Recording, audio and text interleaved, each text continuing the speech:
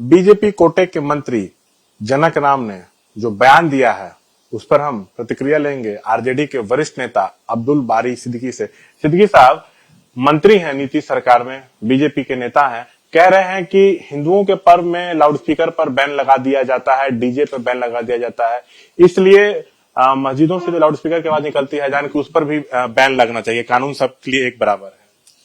देखिए, कानून तो सबके लिए एक बराबर है ही, समझेगा नहीं।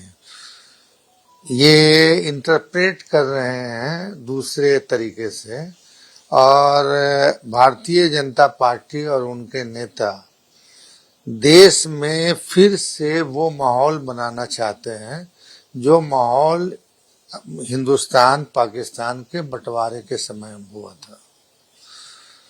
अब रही बात की जो संविधान है, ये तो संविधान में भी परिवर्तन करना चाहते हैं। सेकुलरिज्म शब्द से भी इनको चिढ़ है, और हिंदू राष्ट्र की कल्पना लेके ये आगे बढ़ रहे हैं। तो मुझको कोई बुरा नहीं लगता है कि जिस व्यक्ति का संविधान में विश्वास नहीं हो, अब फिर भी संविधान की शपथ खाता हो, वो आदमी अगर इस तरह का उटपटांग बयान देता है तो उस पे रिएक्शन देना एकदम वाहियात है, समझे ना।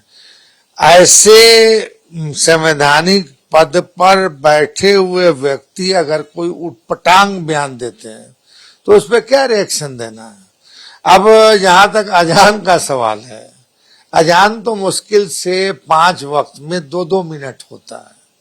वो एक तरह से जो नमाज पढ़ने वाले हैं उनको इनविटेशन के तौर पे बुलाया जाता है कि भैया आओ। तो अब इतना भीड़ भाड़ वाला टाइम हो गया कि मतलब माइक की जरूरत पड़ती है। मगर एक जमाने में जब माइक नहीं था, साइंस इतना डेवलप नहीं हुआ था, इतनी बड़ी आबादी नहीं थी, घनी आबादी नहीं थी, तब तो लोग बिना माइक के अजान देते थे। फिर भी इनकी सरकार है, इनकी हुकूमत है, दिल्ली में भी है, यहाँ भी है।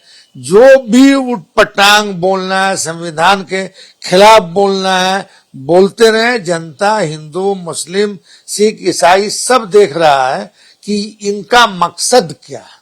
क्या सर आपको लगता है कि नीतीश को उनके खिलाफ एक्शन लेना चाहिए, क्योंकि जदयू तो इस तरह की चीजें बर्दाश्त नहीं करती है।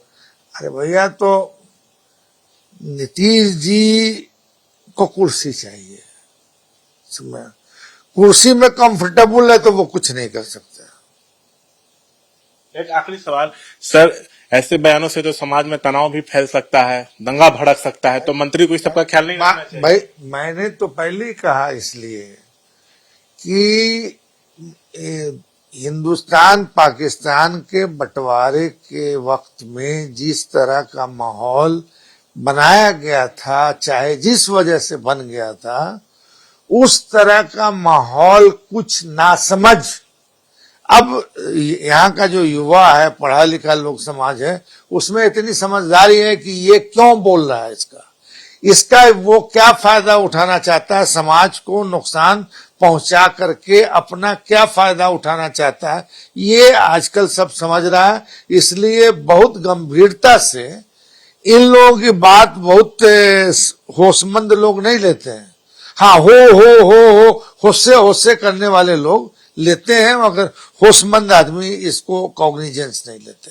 मगर अब मंत्री है, मंत्री ने संविधान का शपथ लिया है, सेकुलर मुल्क है, समझा कि नहीं।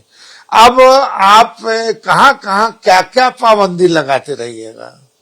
अब मैं क्या क्या होता है, यहाँ तो 24 घंटा वाला कोई चीज है नहीं, 2 मिनट वाला सवाल है।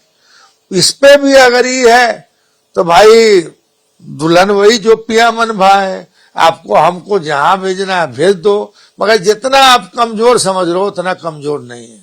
ये मुल्क हमारा है, इसमें हमारे बाप दादा 7 पुश्त गरा है, हम भी इसी में करेंगे। तो सिद्दीकी साहब ने यहाँ बड़ा हमला किया है बीजेपी पर। उन्होंने साफ कहा कि ये मुल्क हमारा भी है, इसके विकास में हमारा भी योगदान। ये साफ कह रहे हैं कि जो मंत्री हैं उन्होंने बड़ा शर्मनाक बयान दिया है, संविधान का शपथ लिए हैं, उसके बाद इस तरह के बयान दे रहे हैं, बहुत दुखद ये कह रहे हैं सिद्दीकी साहब। कैमरा पर्सन विशाल राय के साथ शशांक कुमार, एबीपी न्यूज, पटना।